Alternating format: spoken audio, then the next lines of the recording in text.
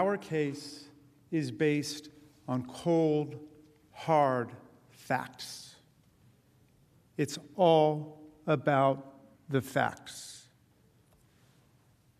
President Trump has sent his lawyers here today to try to stop the Senate from hearing the facts.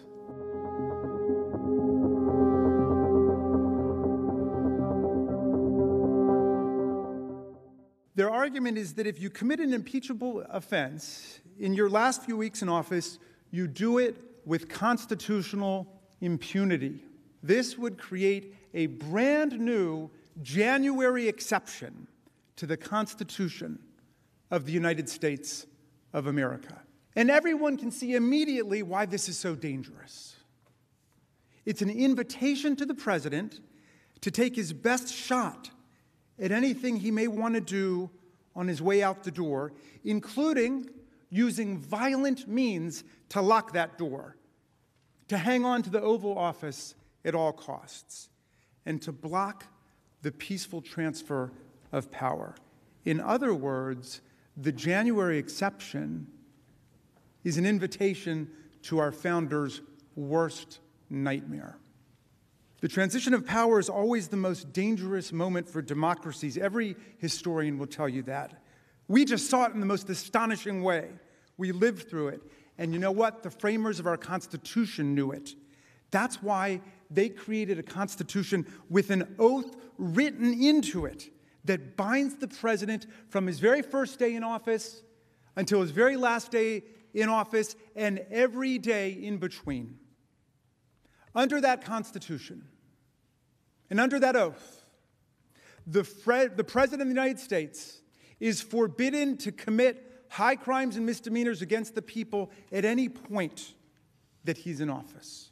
Everything that we know about the language of the Constitution, the framers' original understanding and intent, prior Senate practice, and common sense confirms this rule.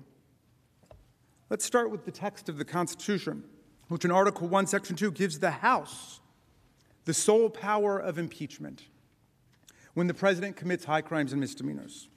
We exercised that power on January 13th. The president, it is undisputed, committed his offense while he was president. And it is undisputed that we impeached him while he was president. There can be no doubt that this is a valid and legitimate impeachment.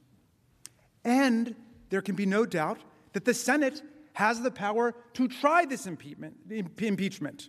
We know this because Article 1, Section 3 gives the Senate the sole power to try all impeachments.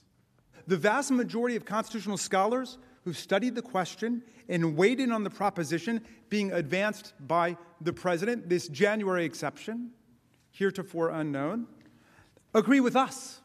I want to highlight a few key points from constitutional history that strike me as compelling. Almost perfectly anticipating President Trump, William Davey of North Carolina explained impeachment was for a president who spared, quote, no effort or means whatever to get himself reelected. Hamilton in Federalist I said the greatest danger to republics and the liberties of the people comes from political opportunists who begin as demagogues and end as tyrants, and the people who are encouraged to follow them. President Trump may not know a lot about the framers, but they certainly knew a lot about him.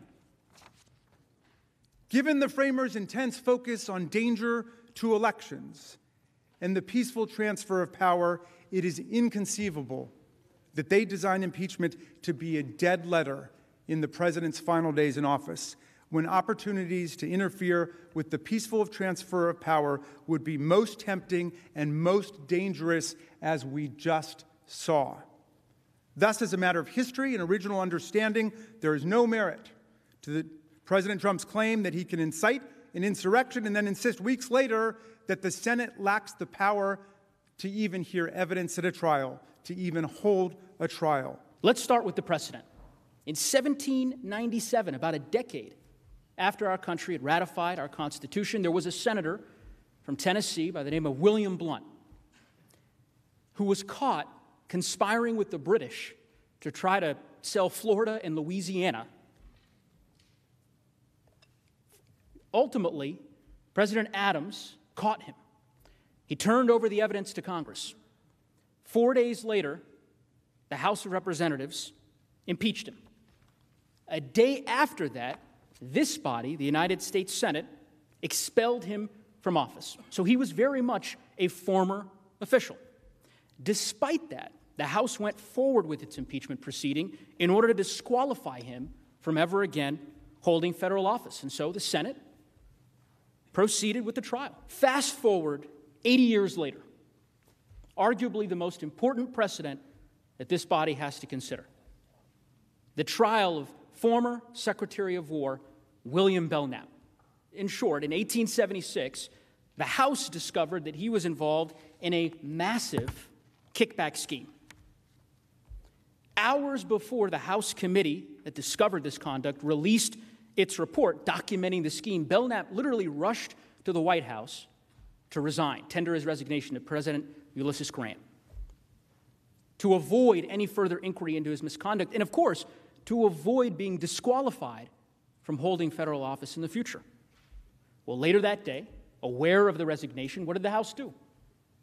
The House moved forward and unanimously impeached him, making clear its power to impeach a former official. And when his case reached the Senate, this body, Belknap made the exact same argument that President Trump is making today, that you all lack jurisdiction, any power to try him because he's a former official. In the end, the United States Senate decisively voted that the Constitution required them to proceed with the trial. The Belknap case is clear precedent that the Senate must proceed with this trial, since it rejected pretrial dismissal, affirmed its jurisdiction, and moved to a full consideration of the merits. Now, we all know the Senate imposes a judgment only when it convicts. Up on the screen, you'll see Article 1, Section 3, Clause 7. So with that in mind, the language says that the Senate convicts, the judgment shall not extend further than removal and disqualification. That's it. The meaning is clear.